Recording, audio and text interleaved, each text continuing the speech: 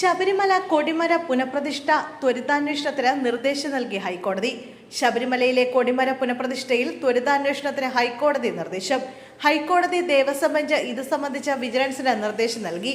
ദേവസ്വം വിജിലൻസിന്റെ ഇടക്കാല റിപ്പോർട്ടിന്റെ അടിസ്ഥാനത്തിലാണ് നിർദ്ദേശം. 2017 കേടുപാടുകൾ ഇല്ലാതിരുന്ന കൊടിമരം ദ്രവിച്ചു എന്ന പേരിൽ മാറ്റിയതിനെതിരെ ഉയർന്ന ആരോപണങ്ങളിലാണ് അന്വേഷണം. വിജിലൻസ് അന്വേഷണത്തിൽ അസ്വാഭാവികത കണ്ടെത്തിയാൽ SIT അന്വേഷിക്കും. ആവശ്യമെങ്കിൽ കേസെടുക്കും. പ്രയാഗ് ഗോപാലകൃഷ്ണനായിരുന്നു അന്ന് ദേവസ്വം പ്രസിഡന്റ്. അജയ് തറയിൽ K രാഘവൻ എന്നിവരായിരുന്നു ബോർഡ് അംഗങ്ങൾ.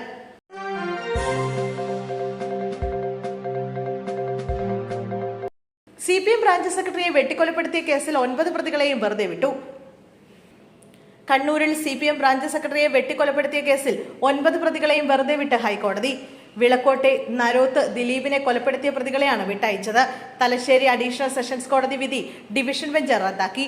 2008 ദിലീപിനെ വെട്ടിക്കൊലപ്പെടുത്തിയത്. പ്രതികൾ പോപ്പുലർ ഫ്രണ്ട് പ്രവർത്തകരാണ്. ജില്ലാ പ്രസിഡന്റായിരുന്ന മുഹമ്മദ് ബഷീർ അടക്കമുള്ളവരെയാണ് കോടതി വെറുതെ വിട്ടിരിക്കുന്നത്.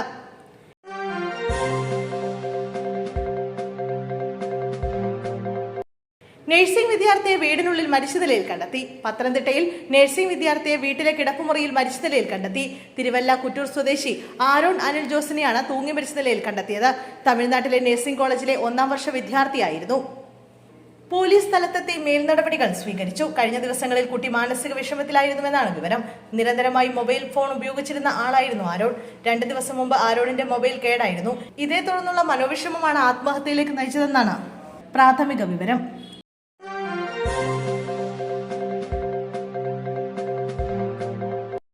ഇരിങ്ങാലക്കുട ജനറൽ ആശുപത്രിയിലെ ക്യാന്റീനിൽ തീപിടുത്തമുണ്ടായി. അടച്ചിട്ടിരുന്ന ക്യാന്റീന്റെ മുകൾ ഭാഗത്തു നിന്നാണ് തീ ആദ്യം ശ്രദ്ധയിൽപ്പെട്ടത്. തുടർന്ന് നാട്ടുകാർ അഗ്നിശമന സേനയെ വിവരമറിയിച്ചു. ഇരിങ്ങാലക്കുടയിൽ നിന്നുള്ള സീനിയർ ഓഫീസർ പ്രസാദ് കുമാറിന്റെ നേതൃത്വത്തിൽ 2 യൂണിറ്റ് അഗ്നിശമന സേനയും ചാലക്കുടിയിൽ നിന്നുള്ള 1 യൂണിറ്റും സ്ഥലത്തെത്തി തീ നിയന്ത്രണ വിധേയമാക്കി.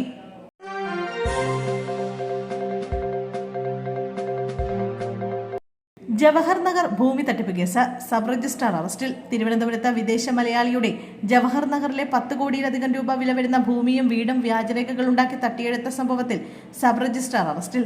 ശാസ്തമംഗലം സബ് രജിസ്ട്രാർ ലക്ഷ്മിയെയാണ് മ്യൂസിയം പോലീസ് അറസ്റ്റ് ചെയ്തത്. അനന്തപുരി മണികണ്ഠൻ വ്യവസായി അനിൽ തമ്പി എന്നിവരാണ് കേസിലെ മറ്റ് പ്രതികൾ. UK-യിൽ താമസിക്കുന്ന ഡോറ അസറിയ ക്രിപ്സിന്റെ ഉടമസ്ഥതയിലുള്ള 14.5 സെന്റ് ഭൂമിയും 6000 ചതുരശ്ര അടി വിസ്തീർണമുള്ള വീടും വ്യാജരേഖയുണ്ടാക്കി ആൾമാറാട്ടത്തിലൂടെ വെണ്ടറായ മണികണ്ഠൻ അനിൽ തമ്പിക്ക് കൈവശപ്പെടുത്തി കൊടുക്കുകയായിരുന്നു.